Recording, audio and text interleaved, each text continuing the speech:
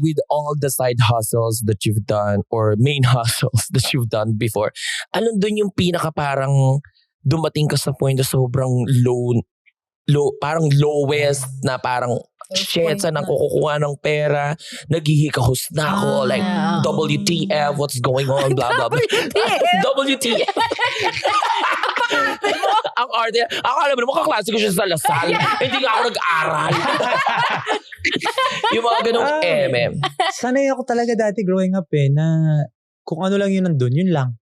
Yun na yun. Kumbaga, you have to live the simple life. Okay. You have to, kumbaga, make do with what you have. Kung yan yun, di ba? And a part of me also convinced myself na maybe I'm not deserving of that life. Di ba parang may ganong moments na parang, of course. Baka naman ganito. I'm not meant for this. Baka naman talagang pang ganito lang ako. So, okay lang. Which, I think, for all of us na dumaan sa ganong moment sa buhay, we've proven to ourselves already na kaya naman natin. Hindi naman tayo titigil magtrabaho, di ba? Hindi rin naman titigil ang buhay kung sabihin natin, kunyari, ito lang ang meron ka, di ba? We find ways to be happy. We find ways to be satisfied with what we have, be grateful. Pero it doesn't mean also na you can't want more. Of course. It doesn't mean also na porket gusto ko ba na na gumanda yung buhay ko, hindi ko na kayang simple. Kaya ko pa din naman pero maganda yung may choice ako. Diba? Ako pipili kung relax lang ako today, titipid ako today, or medyo kumbaga contented ka sa what you have, but you're still striving for the better. Actually, naniniwala ako, which is very unpopular opinion, iba ang content sa grateful. Of course. We're all very grateful for what we have, especially now na content creators tayo. We didn't know naman itong gagawin sa atin ng content. So very, very grateful tayo. Pero hindi din content. Kasi when you say you're content, parang ayaw mo na Parang stop na ako. Okay na ako. And for me, maybe it'll reach that point. Okay. Siguro pag ayaw na natin mag-content, na parang okay, stop na ako mag-content, na-maximize ko na yung content life ko, okay na ako. Pero hanggat hindi pa umabot doon, we're not content. Although we are enjoying what we have now. We're grateful. Pasalamat tayo sa Diyos. Wala naman lahat to kung wala siya. Pero ako din mismo nagsasabi pag nagdadasal ako na hindi pa ako tapos. Kumbaga, tuloy pa natin. I'm still gonna do more. Oo, hindi pa tayo. Especially with our jobs na, again, the more you do, the more you get out of it. So, if we stop, we stop. At saka, yung trabaho pa natin, yung bayad sa'yo, 6 months later, hindi naman, 3 months later. Oh, actually. So there are seasons. Isang brand nga, mag-isang taon na, ayoko na lang i-shout out. Ayoko na lang talaga. Ang kulay ng brand niya. Dito malalagay sa akin. Ako, sinasabi ko sa inyo, papariring ako kayo sa trend. Sinasabi ko talaga nagigigil ako sa inyo. Isang taon na, nakalimutan ko na kayo content ko sa inyo Diba? Pero diba, nagugulat sila pag kinikwento ko na hindi tayo nababayaran until 30 to 60 to 90 days after.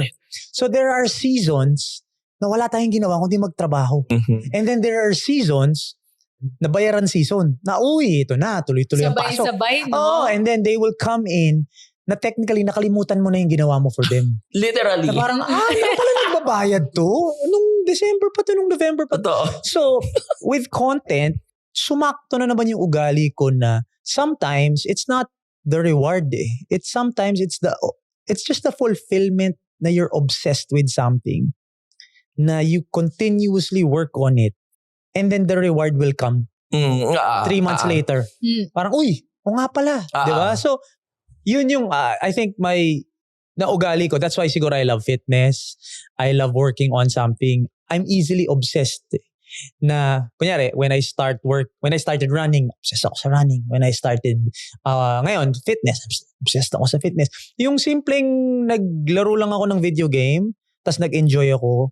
For the next week or 2, alam ni Cizzy yan, ay, ma-addict na naman si Mikey dyan. Kasi talagang gusto mong tapusin. Nakakagigil. Which is maganda kasi nga parang tina-target mo, magkaroon ng fulfillment na, okay, natapos ko to. Bago mag-months bago. Parang, parang gusto ko munang ubusin yung, like, nung nag-news ako, I did news, kumbaga, there was a time na yung news, shout out to Frontline, to Kalad Karen, may show kami ni Kalad Karen din, may podcast kami soon. Wow. So it was when I got into the news, it was a new challenge. Kasi prompter to eh.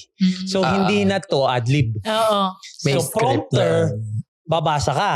Tapos, no room for error. Unlike pag nag-host ka, pag nagkamali ka naman, sisave mo yun kasi conversation. Like dito, pag nagkamali ka, mabulol ka, sisave mo yun. Ito, wala. Conversation, ay ano to eh, news eh. Tas mabilis.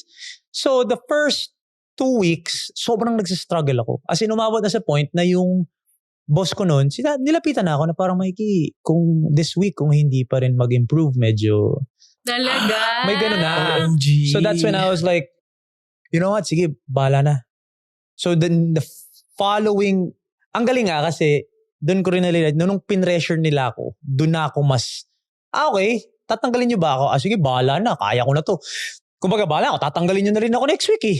So, gawin na natin to. Tsaka biglang naayos. Nag-work well ka talaga sa pressure.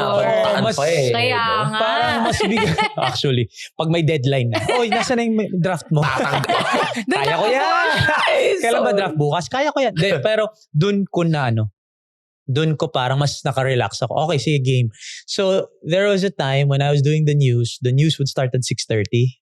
Nandun ako ng 3:30. Inuulit-ulit ko yung binabasa ko. Kasi nga may obsession ako na kailangan kong gumaling dito. Hindi ako papayag, hindi ako gumaling dito. And then, it reached the point na dumarating na ako 6:30. So, Confident ka. naging na siya, clockwork. Parang okay na, kaya ko na yan. No problem, kaya ko na yan. Tapos, in between my segments pa before, I would study. Umabot na sa point na in between segments, nag-edit na ako ng content ko. Kasi, okay lang. Ikaw na, Mikey. Sige. Pak. O, tapos na. Okay, sige. Edit na ulit ako. Unlike before, parang masyado akong uptight. That's when I realized na, okay, move on na ako. Okay. Naging comfy na ulit. Comfy na to sa akin. Hindi na ako na-challenge. Okay. Diba? I mean, I still love ko yung mga katrabaho ko nun. Pero ako na nagsabi sa kanila na, okay, wait lang, parang hindi na. Wala nang challenge. Oo, parang pupunta na lang ako for the sake of it. Init. Oo, and I didn't want to do it for the money naman, diba? Okay. Yung pagpasok dito nung money, diba? 3-6 months, so sabay-sabay yan. Paano mo na-handle? Kasi different from dati yung streams ng money mo. Now, ang dami na. With our job or with our careers, I'm sure madami na ba dyan? Wag magtipid, magsipag ako eh. So, that was the turning point of my mindset. When I realized wait lang, at least for my career, I can't speak for everyone. At least for mine, diba? The more work I put in, the more money I make. So for anyone in that career, kahit paano, or in that industry, kahit paano makaka-relate kayo eh, na oo nga naman, the more work I put in, the more money I'm gonna make. So, unpopular opinion. Okay. Maraming galit doon sa ganong mindset. Yes, pero sa akin, kasi. Pero I agree with that. sa akin, ba't ko stressin sarili ko trying to lessen my lifestyle if I can stress myself trying to up my income para ma-sustain yung lifestyle. The other way around naman ang gagawin. Which is possible as well. Yes, because for me, stress is part of life. Yeah. If you want to get somewhere, there is stress. Actually, and there is work. Budgeting is work. It is. Budgeting is work. Sabi ko nga naisip ko eh. Pag, kunyari, daming galit sa akin sa mga ganitong eh. Pero, go lang. Marami naman nakaka-relate eh. Marami naman nakaka-relate eh. But for me, the effort to budget, again, I'm speaking, not for corporate, not for regular jobs, for the raketeros. The effort you put in to budget your money na, okay, babawas ako sa ganito ko, babawas ako sa ganito ko, babawas ako sa ganito. May effort yun eh. And what is the feeling of success? The feeling of success is being able to, nabawas ko lahat enough na kasya lahat. That is success. In my head, success is naakyat ko lahat to afford everything na gusto ko. Okay. So, why do I feel success with subtraction? If you can multiply. If I can if I can get success through addition, why can't I add on to what I have now? And that's the feeling of success that I wanted. Hindi yung binawas ko lahat. Good job, Mikey. Nabawas ko Kasi lahat. pag tipid yun Tipid yung yun thinking yun, nila, diba? Yun yun. bawas. Bawas mo lahat. O, di ba? Nakatipid ka. Success. Hindi At ganun saka eh. yung success kasi, it's very subjective. There's no one definition of success. Iba-iba per tao, iba-iba per goal. Again, sabi ko nga rin, ang success, tama ka doon, success is very subjective. Ang success sa isang tao could be naka-travel siya. May success ng ibang tao is Manahimik sa probinsya. Makapag-provide. Makapag-provide. May success sa ibang tao na magkaroon ako ng pamilya. And Iba-iba talaga. pinapalaki ko yung mga anak ko. May success na nakabili siya ng bagong kotse. So, there are differences eh. And for me, to each his own eh. Of course. I can't compare myself to someone na yung definition of success niya iba. I can't compare because if someone's definition of success is to be able to start a family, wala pa ako nun eh. So if I start comparing myself to him, feeling ko failure ako.